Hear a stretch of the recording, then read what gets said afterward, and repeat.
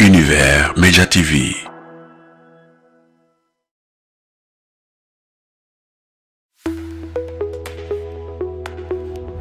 Univers Média TV.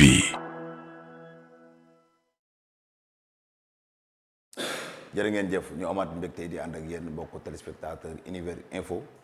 comme ni ñu leen koy waxee saa su ne rek Coupe d'Afrique bi dañuy ànd ak yéen ci 16e Coupe du monde bi dañuy ànd ak yéen ci 16e de finale bi chaque match wala chaque matinal dinañ ñëw def fi débriefing démb ànd nañu ak yéen ci match yi amoon démb mais tey nag dañuy ñëw ci match Sénégal Belgique ak France Suède bi nga xam ne nii football nañu démb mais li ñu gën a ñor rek ñu war cee taxaw muy Sénégal Suède mais avant ñuy dugg ci waxtaan bi da ngeen wéy di abonné di partager vidéo yi parce que mooy gën a tax chaîne bi am doole surtout maa suma mbokku bool yi waa Njaareem maa leen ci woo bu baax a baax ngeen partager abonné ci chaîne bi tey nag dama am benn invité bu mag a mag Diagne defe naa ne yàgg ngeen ko gis maag moom ñi ànd ci Univers Média di def sport et tout ça même matinal Univers Média da ngeen koy gis tey nag mu invité ko tey mu ñëw waxtaan ci match Sénégal Belgique ak aussi France Suisse bi nga xam ne démb gis nañ pratiquement 3-0 France di monter à puissance France bu Didier Deschamps bi nga xam ne ni du changer physionomie de jeu du ko changer à chaque fois équipe bi muy joué dafa lay wan ne moo la mën moo la pour doole tout ça en tout cas mi ngi noonu na ngeen ngay di abonné ci chaîne bi dina ci am solo Diagne maa ngi lay nuyu bu baax di la dalal ci Univers Info. Baye Dame maa ngi lay fay bu baax di kontaan lool bi ñu àndee émission bi fii ci Univers Info di waxaat mbokk internet yëpp safoo leen chaîne bi abonné leen chaîne bi parce que information yëpp yoo leen bëgg rek incha allah à temps réel et information à chaud di ngeen ko am incha allah comme ni nga ko waxee ñu dekk ci mondial bi nag ku ko wax équipe nationale Sénégal jéego yi nga xam ne mu ngi ci di ko def ak match bi nga war a opposé aujourd'hui ak l'équipe belge dinañ ci ñëw yaatal faram fàcce waxtaanee ci match bi nga xam ne France moom la def démb ak Suède 3-0 avec une très grande équipe française avec de très grands joueurs de classe mondiale ñuy wane seen bopp ci mondial bi kon grand dame yaakaar naa noonu lañ nuyoo Diagne defe naa ne nuyoo bi am na solo dañuy ñëw rek ci France Suède di match boo xam ne démb match bu am solo loolu la ci côté France pratiquement ni ñu ko xamee dafay ñëw di jouer un 4-2-3-1 boo xam ne nii Didier Deschamps à chaque fois moom lay imposer di ko jouer ak Suisse boo xam ne 4-4-2 la joué woon pratiquement da ngay gis ne dafa pare woon pour défendre digganteem ak France mais France gis nañ ni dafa teel a aj équipe bu Suède bi parce que moo ko pour doole imposer ko son jeu loolu nag bokk na ci li nga xam ne ni moo teel a résumé le match parce que booy seetaan match bi da ngay xam ne doo wax kan mooy gagné may da nga naan France ñaata la koy dóor. bon Diagne man France ñu ngi wax équipe bi ñu ngi wax Mbappé mais dafa am un joueur qui s'appelle Olisier. ma dégg Thierry Henry wax ci mu ne Mbappé moom moo nekk un joueur boo xam ne nii moom mooy le finisseur. mais Olisier moom mooy joueur bu gën a important ci équipe bi. par rapport ci effort yi muy def muy effort physique effort tactique yi nga xam ne moom lay def démb la aussi pareil ci tempo bi nga xam ne mi ngi koy indi ñu gis un désordre boo xam ne nii ñu ngi ko doon xaar mais pratiquement li Barcola di indi moom moo gën a puissance moo gën a nekk li nga xam ne nii en vigueur actuellement par rapport désordre bu ñu doon xaar Tchouaméni Rabiot ñu ngi def ci ginnaaw ménage boo xam ne ni bu am solo la parce que gis nañu ne ñoom ñoo koy yombal sax Olisier ci liggéey bi nga xam ne daf koy def défenseur Saliba Upamecano actuellement ñoom it di def liggéey boo am solo les latéraux defe naa ni ñoom tamit pareil mu nekk équipe bu France boo xam ne nii Diagne ñoom ci noonu ñu ko jàngalee ci match bi nga xam ne joué na ko dem ci seizième de finale bi contre Suède. bon oui je pense que ñun ñëpp seetaan nañu nañ ko équipe française bi gagné démb équipe Suède 3-0 avec des buts de Barcola Bradley ak 2 buts de Mbappé. pratiquement ñi dugaloon contre Sénégal ñoo dugalaat contre Suède.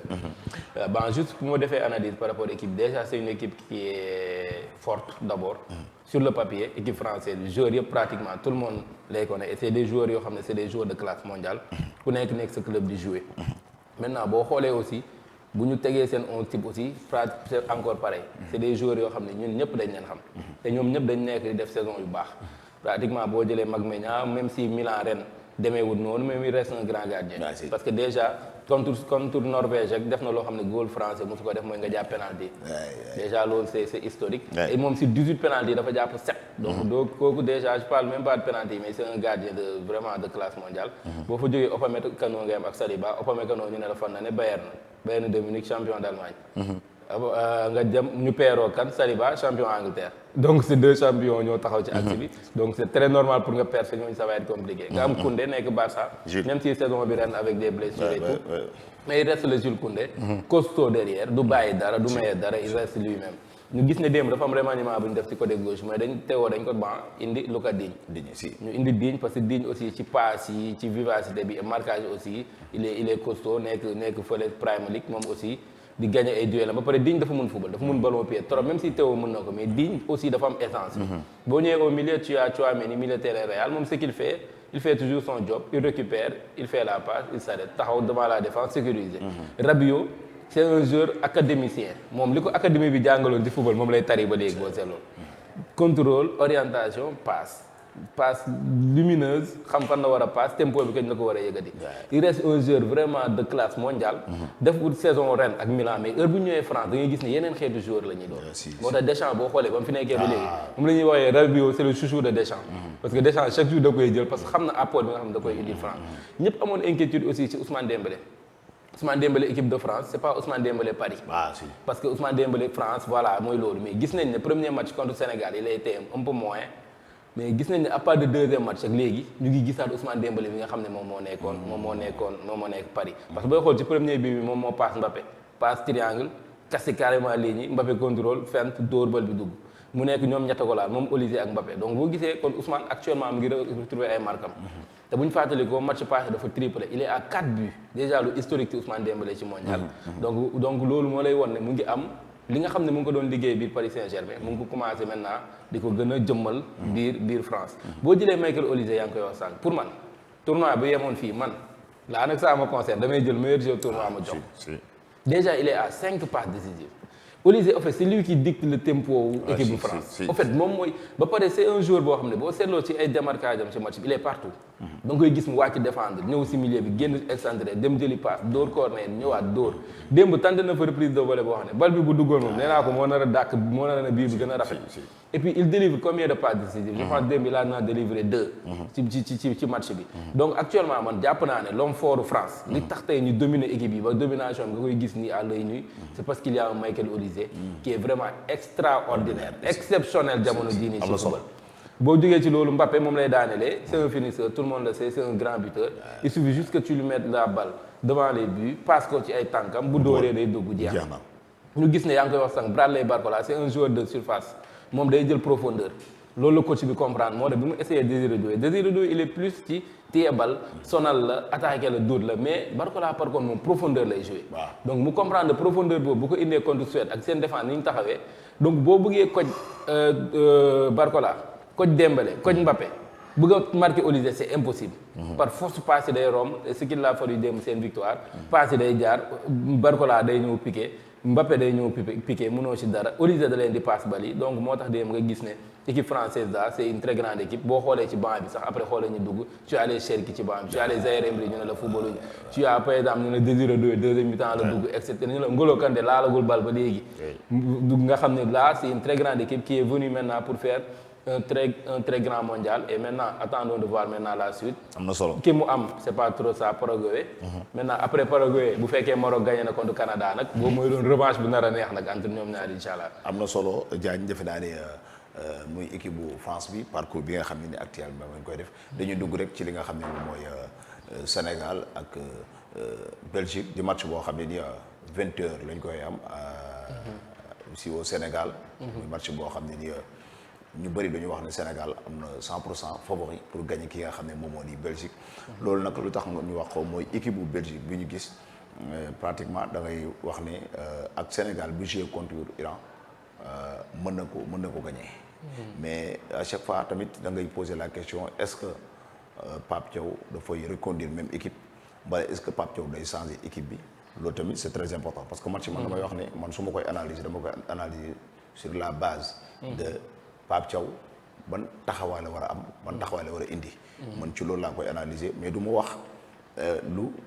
Belgique di indi parce que Belgique équipe am ñëpp xam nañ ko parce que pratiquement changement bi muy def ci ligne d'attaque bi la koy def soit mu indi. nu mu tudd Lukaku wala Décalé lay indi ñoom ñaar peut-être ñaari choix yoo lay def mais xam nañ ne Onana moom dafay ñëw ki ñuy wax. sauf que match passé nag indiwul Onana. waaw dafa blessé. dafa nax gars yi deuxième mi-temps la ko andi. Onana dafay ñëw ak ki nga xam ne mooy Tielemans dafay ñëw dans les milieux. Trossard dafay ñëw ak Doku ñoom lay ñëw sur les côtés.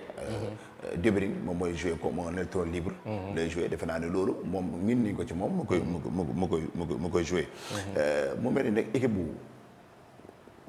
bi ñu gis mooy équipe Belgique bi. Diagne. taxawaay bi mu war a am digganteem ak Sénégal nan la war a aborder match bi Diagne. en fait pour man Sénégal dafa war a aborder ak sérénité déjà ak sérénité on a eu bu ñu xoolee man du ma fiyewu uniquement ci match contre Irak parce que match contre Irak dafa am fait bu inédit mooy carton rouge bi non seulement carton rouge mais on sait que l'équipe iranienne là c'est pas du équipe boo xam ne peut-être da nga koy comparer ak Sénégal pour man même moom bu ñu ma doon 12 Sénégal ma 10 sax sur le plan footballistique ak joueurs yi ñu am vraiment Iran de suñu nawle ci football maintenant donc Sénégal doo xoolee premier match am contre la France dafa def premier mi-temps bu baax mais malheureusement dafa sombré deuxième mi-temps deuxième match am contre Belgique contre Norvège mu def premier mi-temps ba fin temps premier mi-temps ci la ñuy doog a jël but troisième bi mooy contre Iran domicile donc cette fois-ci pour man dañu war a njëkk a réussir mooy entame bu ñu entamé nos premières occasions bu ñu ko amee nañ leen dugal d'abord bu ñu dugalee nag ba pare il faut sécuriser man inquiétude bi ma am ci match Sénégal mooy la défense man mooy sama inquiétude parce que tey on a essayé Koulibaly à 2 reprises qui revient de blessure à 2 reprises on perd les 2 matchs on change de défenseur et on gagne et on fait un clean sheet c'est-à-dire que jëluñu but maintenant entraînement yi ñu gis nga xam ne Koulibaly mu ngi koy amal ñu ko isolé ko muy entraîner physiquement jàpp naa ne coach bi peut-être moom la nar a reconduire man inquiétude boobu laa am pour man dafa nar a reconduire Koulibaly maintenant bu reconduire Koulibaly est-ce que man ba léegi damaa jàpp ne Koulibaly il n'a pas 90 minutes dans les jambes man loolu laa jàpp tey même bu ko reconduire woon peut-être à l'heure de jeu da ko war a génne wa il a essayé na Ablaye Seck même si Ablaye Seck jour boobu amul ñu ko mën a inquiéter parce que Irak la il a été bon que si centre yi la mu profité mbëkk benn but après jeexaloon match bi on a eu pas de 6 bu jeexal match bi à 2 reprises boo xoolee pas de 6 def na ñaari yoon axe contre Norvège moo jeexal match bi bii passé moo jeexal match bi donc est-ce que coach bi actuellement nekkul di replacer pas de 6 jëlee ko ci numéro 6 indi ko maintenant ci axe bi est-ce que kon commencé wu nekk homme de confiance am bu ko peeroo ak ñaxate peut-être man jàpp naa ne mën na nekk ne loolu lay teg wala peut-être mu indi ñu un Mamadou Sarr mais loolu ce serait un pari risqué parce que Mamadou Sarr joué gul ba léegi ci compétition bi même si il avait réussi ci CAN bi mooy bi muy dugg bi Koulibaly blessé contre Égypte mais bii les physionomies ne sont pas réalité CAN ak réalité mondiale c'est pas la même chose donc ku joué gul ba heure bi gëwuma tey mu testé ko donc je pense qu'il va partir peut-être sur la confiance bi mu am ci capitaine Koulibaly mu tegaat ko wa il a peut-être mu maintenant faire confiance à part de 6 une bonne fois repositionner ko axe après on verra maintenant mooy li ma wax sànq pour man entame bi mooy nañ ko réussir au milieu pour man il faut naturellement Gana Gueye va être devant la défense pour man il faut Pape Gueye parce que pourquoi il faut Pape Gueye boo seetloo keroog match Sénégal premier mi-temps Sénégal dugal na rouge am na mais il y avait pas de jeu il y avait pas de jeu c'est-à-dire que jeu bu Sénégal ki ko yor au milieu terrain ñu bëgg ko mu bañ ko Pape Gueye la tudd parce que moom moo mën a def passe latérale yi passe diagonale yi moom moo mën a changer bi moo mën a dicter tempo moo mën a téye bal bi loolu c'est inédit mënoo ci dara et pour man apport bi nga xam ne Lamine Camara amagum na ko ci milieu terrain ak apport offensif bi muy daw di génn ci gars yi di génn ba xoolal keroog passe bi muy passe Ismaïla Sarr donc je pense que ñoom 3 ça serait l'idéal et man je partirais cette fois-ci au lieu de may indi Ibrahima Mbaye je vais mettre Iliman Ndiaye parce que Iliman Ndiaye en fait c'est un joueur boo xam ne déjà xamante na ak ñooñu noonu parce que ñu ci bëri ñu ngi championnat Angleterre c'est des joueurs de classe mondiale te foofu am na fa temps de jeu ak club am ba pare il est bon ballon pied jàpp naa ne bàyyi ñu ko doon teg keroog bi mu duggee wane na ne man damaa mérité football et il le mérite pour man bu ñu ko indi Sadio Mané indiwaat Ismaïla Sarr ci axe parce que man dama yàgg a gëm ne Ismaïla Sarr numéro 9 la léegi parce que Crystal Palace Ismaïla Sarr lu ko def meilleur buteur conférence parce que dafa nekk deuxième numéro 9 moo ko def ci axe bi la tàmm léegi te Sénégal puisque on a dañoo am jafe-jafe suñu numéro 9 di dugal keroog du essayé nañ ko il a mis son but donc pour man mën nañ reconduire équipe boobu maintenant pour xool qu'est-ce que ça va donner ci côté bi si on met Jacobs ou bien on met El Hadj Malick man awma ci problème après ñu reconduire Sadio Mané ah Sadio on met Sadio ci côté bi. Naturellement non loolu c'est naturel parce que voilà c'est notre vedette et puis il faut qu'on le mette maintenant ak ñu xool physionomie match aussi mooy li may wax. da nga koy xool nu muy évoluer nga teel a def ay changements xool nan nga koy lijjantee boo xoolee match Maroc. coach bi bu mu tegee soxla ay buts dafa def ay changements. taal bi moo ñëw moo centré. Issa Diop mbëkk mu dugg. taal bi la dugal ak Yacine match bi xaw a changé donc je pense que aussi Pape il faut muy veiller ci loolu bu fekkee ne on a des difficultés. muy teel a def changement. en fait que am na solo Diagne bu ñu nga ñëwoon ñu rek ci équipe bu Belgique bi. effectivement seen taxawaay ak nan la ñu mën a contrer. waaw équipe bu Belgique bi déjà dañu am benn maillon fort boo xam ne sénégalais yi duñ ci bàyyi xel wala ñu bëri duñ ci bàyyi xel mooy Courtois yaa ngi koy waxtaan ci plateau matinal bi. Courtois c'est l'un des meilleurs gardiens au monde si ce n'est le meilleur gardien au monde actuel amul ku ko dàq góolu Europe amul en fait il sort les grands jours boo xoolee Real Madrid pourquoi mu doon dem bay sori ci compétition yi ci bëri parce qu'il y a ay Courtois. day génn yenn dóor yoo xam ne te di waaw kii nan la def ba génne dóor yi donc il faut que sénégalais yi di bàyyi xel ne Belgique dafa dem déjà commencé numéro 1 mooy leur gardien. C'est un gardien de classe mondiale c'est le meilleur gardien actuellement en activité. nga jógee ci loolu pour man seen Taïs mooy def axe bi ak am na seen boy jaune seen noir bi mais dañ ko rouge woon match bële. donc je pense que défense boobu mën nañ ko percer. parce que soit day teg Meunier wala mu teg Castagne ci côté yi donc loolu aussi c'est jouable. ay mag lañ sax. waaw ba pare ay mag lañ arrivé au milieu mooy yaa ngi koy wax sànq match pass dafa indi Van Aken indi deuxième mi-temps Amadou Onana mais premier match dafa indi Amadou Onana indi capitaine Tielemans. indi teg Kevin De Bruyne ci digg bi mais ce que les gens oublient mooy Kevin De Bruyne yaa ngi ko doon wax sànq mun nga ko bañ a gis ci match bi pendant 45-50 minutes mais bis instant bi nga koy gis mun na sele match bi instant bi nga koy gis. soit day délivrer une passe décisive. wala mu dóor boo xam ne góol du ko mun jàpp. donc c'est un joueur boo xam ne ba 90e minute il peut te sortir le grand jeu. Tielemans il est derrière il récupère s'il est avec Amadou Onana c'est la même chose c'est-à-dire dañuy jouer genre 8 numéro 6 donc ñoom si marquage bi la ñuy gagné parce que Amadou tout le monde. c'est libre la sax raison. voilà bu fekkee Van Aken lay indi Van Aken il jeu am da koy projeté vers l'avant les jeux parce que moom mooy capitaine club Bruges mais Van Aken kii am mooy dafa xaw a yambari tuuti il a un style un peu mais loolu mën na la rey parce que c'est un très grand joueur bu ñu ko fàtte. donc ci milieu boobu noonu boo si jógee pour man. ki gën a dangereux man maa ngi wax démb sama gars yi koñ ba ñu naan ma ne ko man dama jàpp ne attaque Belgique bi ki fa gën a dangereux Trossard Leandro Trossard la tudd parce que man lan moo tax ma jàpp ne moo gën a dangereux xoolal bii Belgique yi pratiquement keroog dafa doublé. da pare moo ëpp occasion moo ëpp tir cadré. donc moom la ñu war a gën a bàyyi xel parce que il sait très bien marquer des buts maintenant à côté de Trossard il y a Doku. Jérémy Doku c'est un joueur virevoltant boo xam ne moom si petit espace ak fu ne day dugg te dafa laxale te moom nee na boo ko seetaan un jour interview mu ne moom kañ lay kontaan ci football mooy bu défenseur bi sonn bay ñaan ndox nee na moom loolu fierté dem ci football maanaam mu sonal latéral bi koy marqué ba mu dem di ñaan ndox donc il va falloir que Sénégalais cette fois-ci ñu xam ne suñ milieu terrain numéro 6 bi ak latéral bi il faut que muy fermer foofu parce que Jérémy Doku quel que soit alpha moom day dugg ci axe bi il a nag des soucis pour marquer des buts loolu moom mu ngi koy travailler mais boo seetlee ba léegi il n'est pas à top mënagul dugal mais daf la mën a sonal loolu mën na ci jëlee penalty wala mën na ci passe nit mu dugal donc pour man les 2 personnes à surveiller ou bien les 3 personnes à surveiller c'est Trossard Kevin De Bruyne ak Doku am na solo maintenant attaque bi soit il met Dekatela en deuxième mi-temps ou bien il met Romelu Lukaku qui a eu juste 5 matchs tey ren ci fin de saison moo tax ñu jël ko par blessure donc il n'est pas top de son niveau donc pour man loolu c'est l'équipe belge boo xam ne mën nañ ko contenir am na nag banc aussi bu ñu fàtte ne banc bi aussi am na ay boy yu fa ne yu fa mën a jógee mën ñu sonal et je pense que bu ñu suñu ay valeurs yi ñu am suñu ay joueurs bu ñu leen sax may ñoom ñu xalaat ci loolu pour man nañ ñëw rek dal seen kaw te occasion yi ñuy am cette fois-ci yaa xëyti dimbale leen na ngeen ko dugal am na solo defe naa ne tey Diagne moo nekkoon suñu invité du jour ci match bi nga xam ne moo dox diggante Belgique ak Sénégal suba dinañ ñëw ak beneen numéro peut-être mën nañu am beneen invité mbala ñu ñëwaat toogaat fi rek def beneen débriefing ci coupe du monde bi nga xam ne ci la ñu nekk nii Diagne dañuy bàyyi rek sa dernier mot ndax kontaan nañ trop wax dëgg yàlla ci xalaat ci leeral yu am solo yële. merci beaucoup Baye Dame déjà ci opportunité bi ñu may ñu waxtaan ci li nga xam ne moom lañ jëm ci coupe du monde bi mënuñ lu dul souhaiter bonne chance à nos lions xam naa ne fi ñu jógee xawoon na métti mais ni ñu ko jeexalee ni mu baaxee noonu nañu yàlla ñaan suñu borom ñu continuer ko parce que bu ñu ci jógee on peut avoir aussi une équipe moyenne encore mooy soit les États-Unis wala ki muy jouer et je pense que buñ minimum war nañ mën a yegg quart de finale cette fois-ci il nous manque juste de réalisme devant les buts s'il vous plaît les gars tey mettez les buts bu bali ñëwee fexe leen ngeen di dóor ci camp yi ñu gagné Belgique on a vraiment les atouts pour le faire et on souhaite bonne chance à nos Lions et pour la victoire incha allah. jërëjëf mbokku téléspectateurs yi comme ni ñu leen koy waxee rek waa Kaolack waa Diourbel waa Dakar da ngeen abonné ci chaîne bi parce que loolu moo ñu yokk doole ñu mën a gën a mën a wéyal li nga xam ne mooy liggéey bi jox li daje suba jërë ngeen jëf. Univers Média TV.